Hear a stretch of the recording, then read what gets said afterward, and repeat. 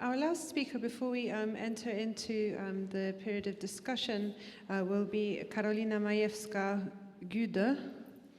And Karolina is a researcher, art critic and curator. She works as an assistant professor at the Institute of History and Theory at the Katholische Privatuniversität in Linz. She is head of archive at the Artum Foundation, the Ewa Partum Museum. Her research focuses on the Central and Eastern European neo-avant-gardes, feminist art history, contemporary issues of circulation, translation, and production of knowledge through art-based research. She curated, in collaboration with Ewa Partum, the exhibition Ewa Partum, My Gallery is an Idea, Galeria Adres Archive, in 2019 at Galeria Studio in Warsaw. She is a member of the curatorial collective Pisze, Mówi, Robi, Write, Speak, Do, devoted to curating talks, exhibitions, and designing and conducting workshops focused on artistic knowledge production and translations of artistic archives. And I believe she's just completing a book on Ewa Partum. Hello. No? Do you hear me? Thank you very much for the introduction and for the invitation to the conference that proves that knowledge is enthusiasm. And as you can see, I allow myself to incorporate into the presentation some DIY aesthetic in a way to evoke this immediacy of working with the archive, but through this presentation we will end up at the very end with completely different imagery, if this kind of progress from DIY to the institutional aesthetic. So, yes, I've been researching primarily in the last couple of years Ewa Partum archives, and definitely this archive shaped my or formatted my understanding of the archives. In 2019, I visited for the first time the Valie Artpool Research Center in Linz, and I revisited the center many times, and due to several inspiring conversations with some colleagues and with people who run the institution, I decided to start a new research project, kind of extend my research towards a project that combines problem-oriented approach, so focus on artistic archives, and comparative method. And this is what I want to present to you. This is a project at early stages, but I also was thinking it's a good place to talk about it and to open up and to exchange. So the title of my presentation, The Life and Afterlife of the Archive, it's a paraphrase of Peter Osborne's essay, Archive as an Afterlife and Life of Art. This essay deals with the issue of ontological homogenization of contemporary art, of post-conceptual art. Osborne focuses his attention on the extended concept of the archive, which is included within the concept of an artwork. He writes that post-conceptual work includes its own documentation, and to the extent that it proliferates and its materializations are collected, its own archive as well. So in a way, I'm dealing with both practices, which we could, in this sense, call post-conceptual, but my focus is not on the elaboration about ontological status of the archive, but rather on the modes of its existence within contemporary art infrastructures. The notion of infrastructure is important for me. I understand it following the proposition formulated by Iri Drogov to think infrastructure beyond the limits of material or administrative constraints, and to conceptualize it rather as a productive than restrictive. Not like something that facilitates delivery, I quote, but a set of protocols that bind and confine us. And within this theoretical framework, I consider two modes of existence of artistic archives. And these two modes, they can form a single continuum. So it's not life or afterlife, but life and afterlife of the archive. So the life of archives is making it. So it concerns this multi-layered process of translation, so from notes, models, and so on, towards the artwork, then from the documentation and into an archive. And it also considers archival philosophy, inscribed implicitly and explicitly in the artistic process. Afterlife of the archive does not imply lifelessness of the documents of the archive. On the contrary, it's like a life of the archive in the future present. So it concerns instituted artistic archives. It comprises of all the moments in which the archive enters the public domain, so through exhibition, institutions, presentations, and so on. So I'm looking at these two artistic archives of Ewa Partum and Valie Export. By juxtaposing them, I would like to investigate several issues that can be defined as specific to these archives, but also general issues pertinent to the artistic archival discourse. And this is what I put it here. So the specific issues will be the disposition and undeclared disposition, and generic issue, an archive as a liminal space, a switch between private and public spheres. And today I will start just going into these directions and the practice and temporality of maintenance in relation to performative art and so on. So if most of it is kind of self-evident, certainly the notion of disposition and undeclared disposition is maybe not so far so clear, but today we had very good hint in Zdenka Bednowina's talk about caved content. So undeclared disposition is basically a cave content.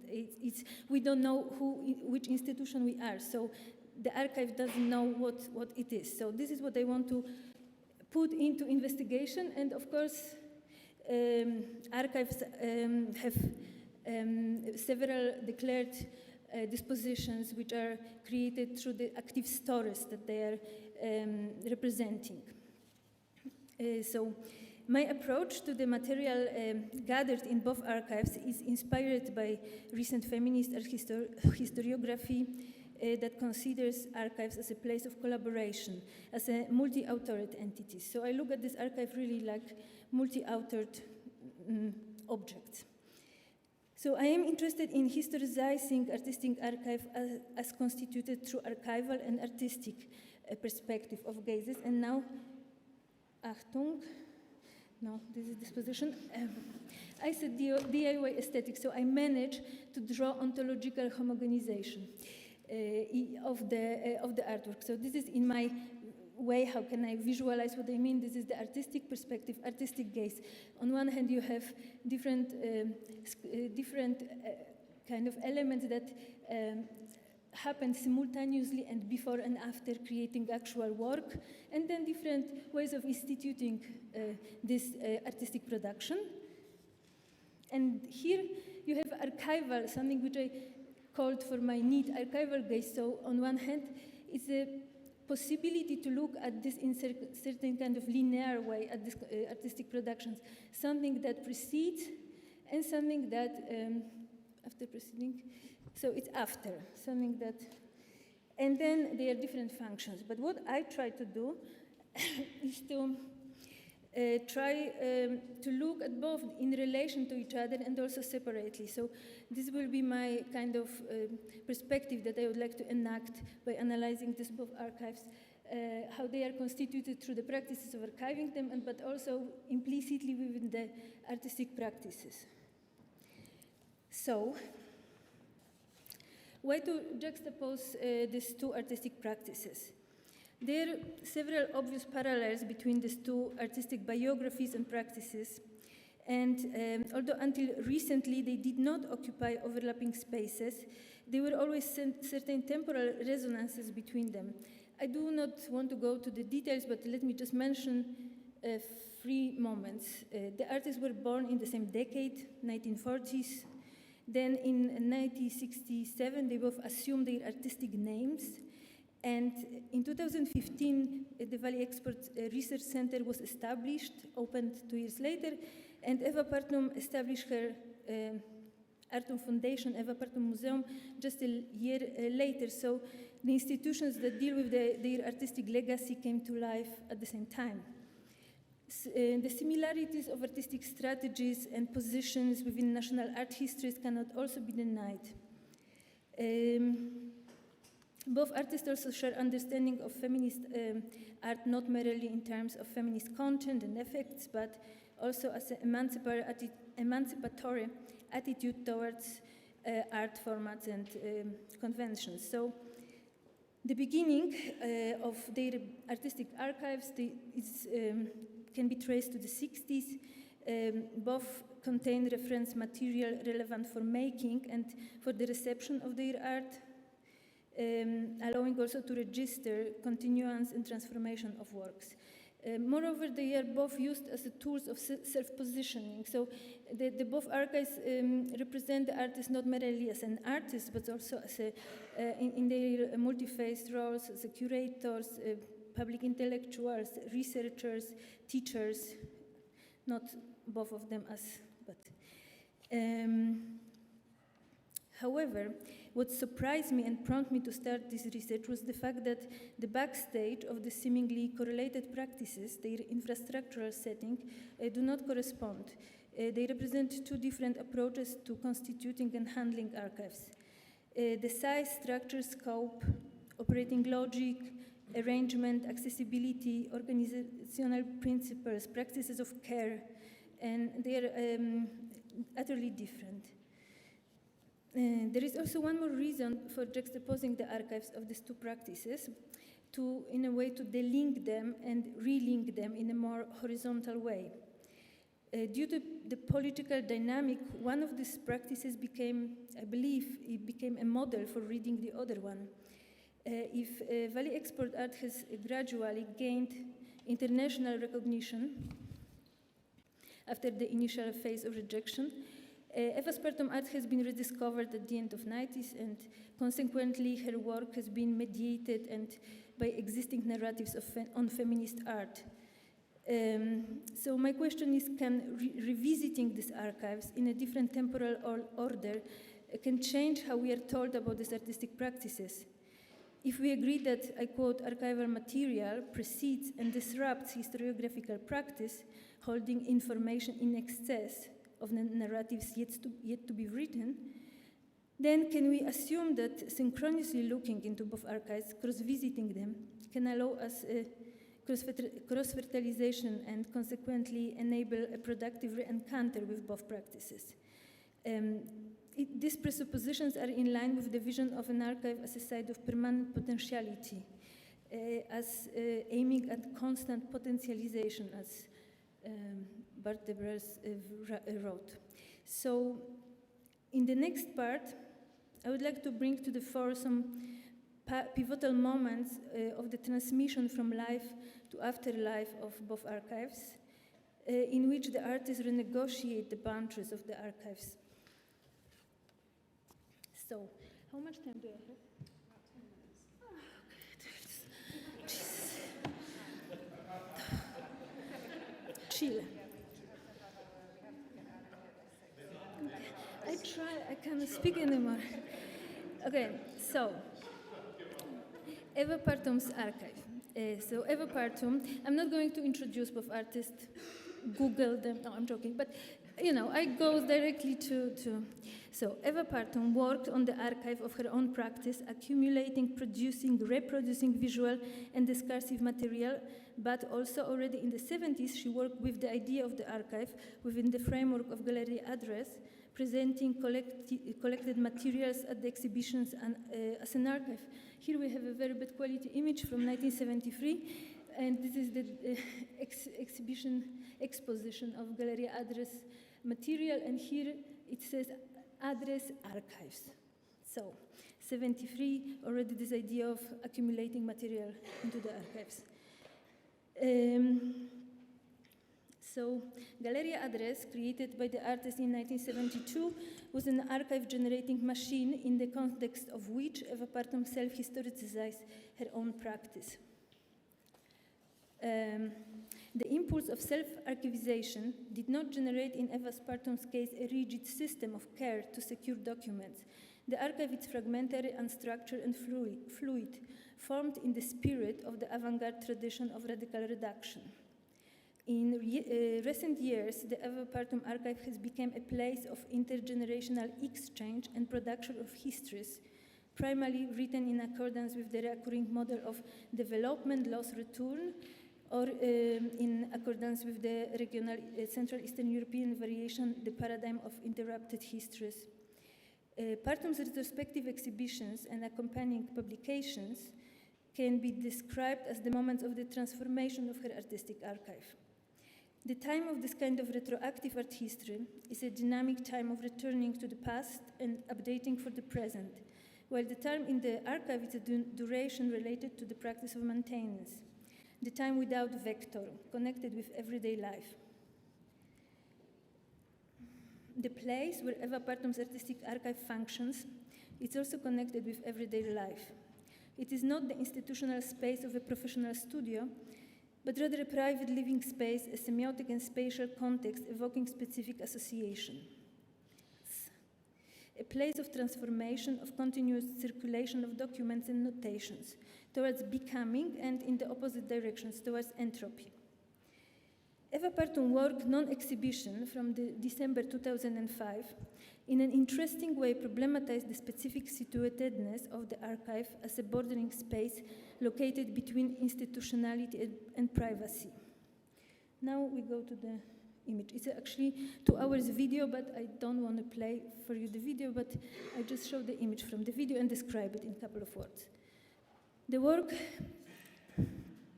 This work simultaneously practiced an opening of the archive and revealed the moment of an opening as a situation of attention resulting from the different agendas of an archive users and the clash of 2 temporalities, so the time without the vector and the time without the vector.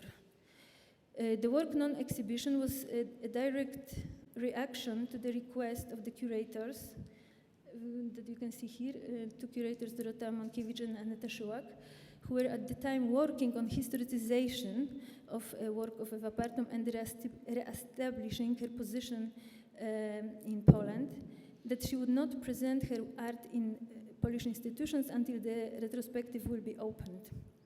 In response, the artist arranged a quasi-private but professional conversational spectacle, a meeting with curators in the gallery space on the subject of upcoming exhibitions.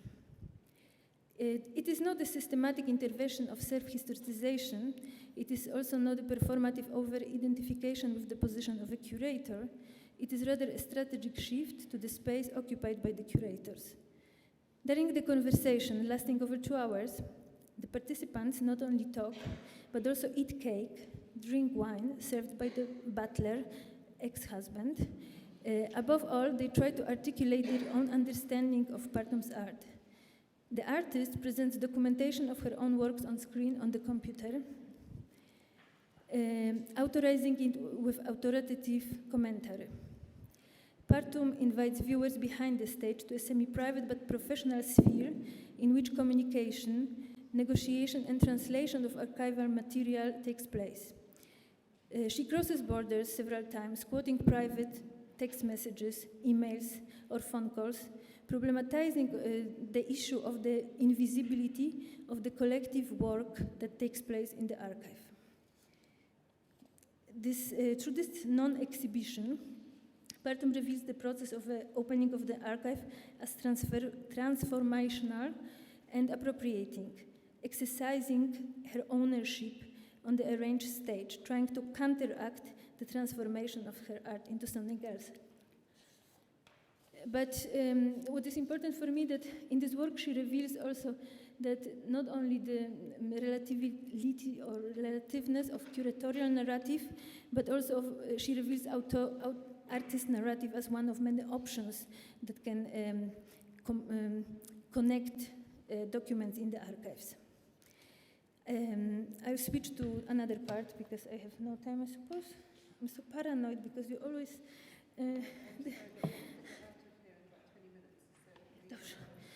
Now, Valie export.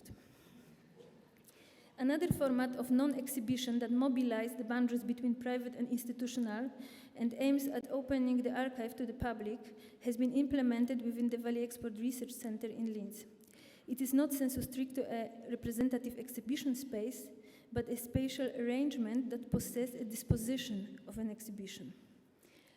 The center simultaneously fulfills the aim of giving a place to the potentially boundless archival material accumulated by Valie Export and opening it for researchers. It is located, okay, maybe I will just skip that. It comprises well over 100,000 archival materials gathered by the artists.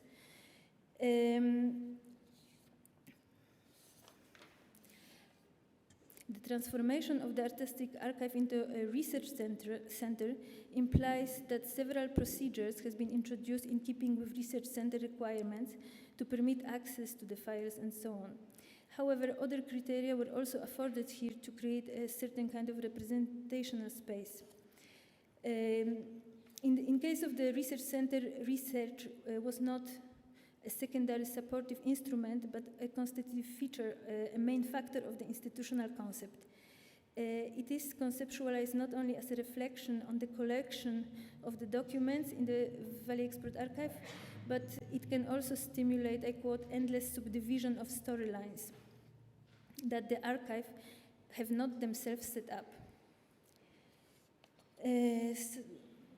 So the aim is to create an opportunity for professional researchers to access the material in the real and digital space. The organizing principle is in both sets of translations to the real and digital space. It's, I quote Dagmar Schinck, is to construct as little as possible. In other words, to transfer the system implemented by the artist into real space. The digital space, on the other hand, which is all the time still, of course, in progress, it's a rhizomatic structure that enables connections between particular materials in all possible ways. The real space rearticulates the system implemented by the artist, but it also represents an open spatial arrangement, evoking the idea of accessibility, at the same time kind of creating or recalling a notion of the artist as a public intellectual. Within the spatial arrangement, the aesthetic of the archive is complemented by the aesthetic of the library. A constitutive feature of this non-exhibition, is the artist's private library, taken directly from a Valie Export apartment and transferred to the specially designed shelves at the research center. It is open to use and performatively complements the concept of the center as a space devoted to research. We can observe here the artist doing research, as all the notes and remarks made by the Valie Export are still preserved in books. So they are being gradually transferred to digital space also, but we can read them together with the text in the books. So the library functions as a frame, a stable base from which to access unstable and boundless material accumulated in the archive that includes, in addition to professional work, also private correspondence and notes. The library is itself kind of a hypertext constituted by published works and private notes. To conclude, I would like to go back to the text that I mentioned at the beginning, to Osborne's text.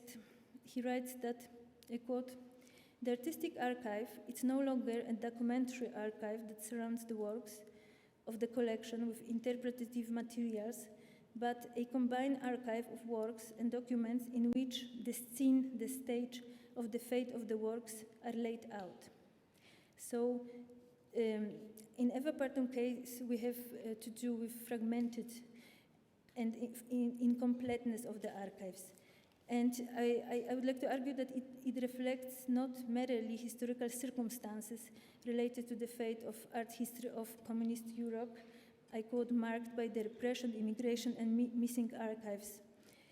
Not only a limited accessibility of technical means of documentation in the 70s in Poland.